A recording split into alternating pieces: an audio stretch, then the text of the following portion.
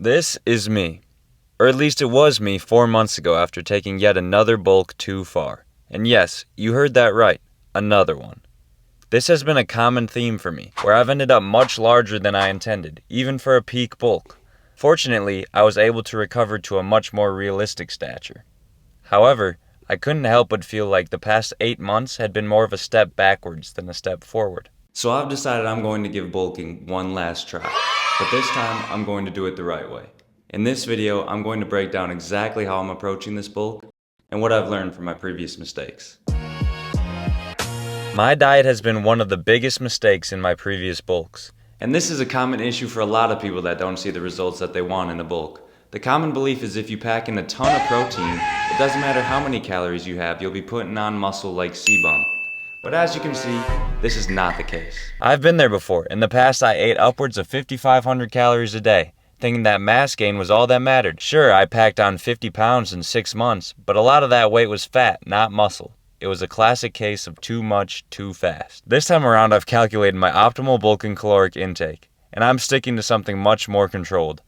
I weighed my current body weight, 207 pounds, and multiplied it by 18, which gives me a target of 3,726 calories per day. This is the number I'm going to aim for to ensure steady, lean gains. But calories is just simply part of the equation. I've carefully calculated my macros to support muscle growth without putting on unnecessary fat. Here's my breakdown. Protein is essential for muscle repair and growth. The recommended daily intake is a range of 0.7 to 1.2 grams per body weight. I opted for the upper end of that range, aiming for 1.2 grams per pound of body weight. For me, that comes out to roughly 250 grams per day. For fats, I'm going with 0.5 grams per pound of body weight, which comes out to 100 grams per day. For carbs, I simply fill in the rest of my daily intake with them, which comes out to about 450 grams per day. Now I know what you're probably thinking. Carbs make you fat. Wrong. But that's simply not true. Carbs are your main source of energy and are necessary for muscle growth and muscle recovery. While diet is definitely the most important aspect of my bulk, the workout split is almost just as crucial. You can eat all the protein you want, but if you're not training hard, there's no muscle to be built. When it comes to workout splits, there are a lot of options. You've got the classic bro split, upper-lower, push-pull legs, but I've decided to go with a slightly adapted bro split that fits my goals. My split looks like this: chest, back, arms, legs, and then repeat.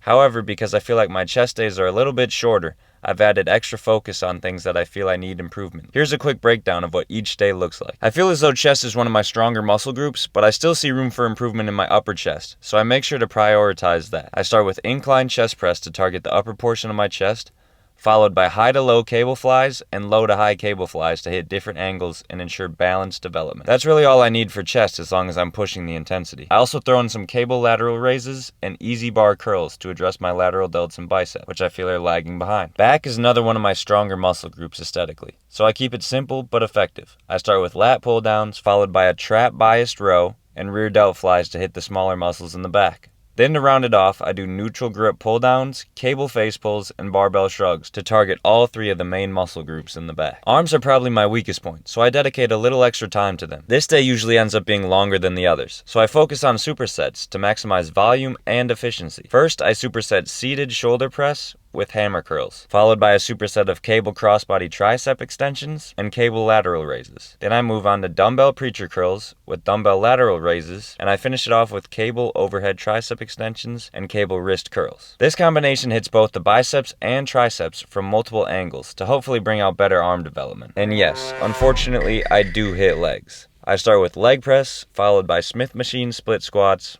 Romanian deadlifts, and seated calf raises. To finish things off, I'll gauge how I'm feeling and add in some leg extensions and leg curls for a final burnout.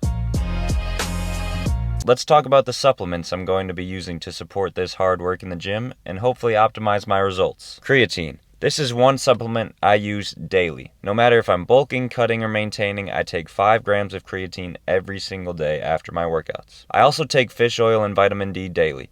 Fish oil is packed with omega-3 fatty acids, which are great for reducing inflammation, improving heart health, and supporting joint health. As for vitamin D, since I'm not typically out basking in the sun all day, I make sure to supplement as it plays a key role in optimizing testosterone levels. Protein powder.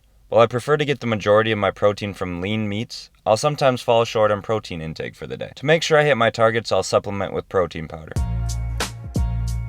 Now let's put all this together and see what it looks like in a typical day. To start the day, I'll wake up and make a bowl of oats. Something light I can make quickly before class that will still fill me for a bit. Next, before the gym, I'll have a seafood and rice bowl. Make sure I'm getting enough carbs in to fuel my workout and make me feel energized. After the gym, I'll take my daily creatine. Then have rice, ground beef, sweet potatoes, and a banana.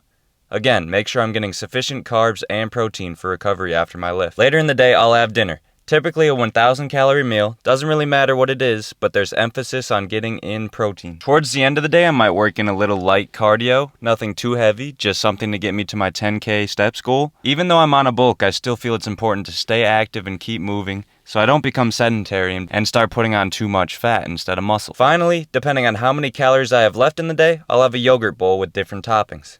As long as I stay within my calorie goals, I can add toppings like chocolate chips or peanut butter, and I'll be good. And that's exactly how I'm going to be approaching this bulk. Before I end this video, I highly recommend y'all go and check out Jeff Nippard's video on bulking. He heavily influenced my approach and explains it in way more detail scientifically. Other than that, I appreciate you guys for watching, and I'll see you in the next one.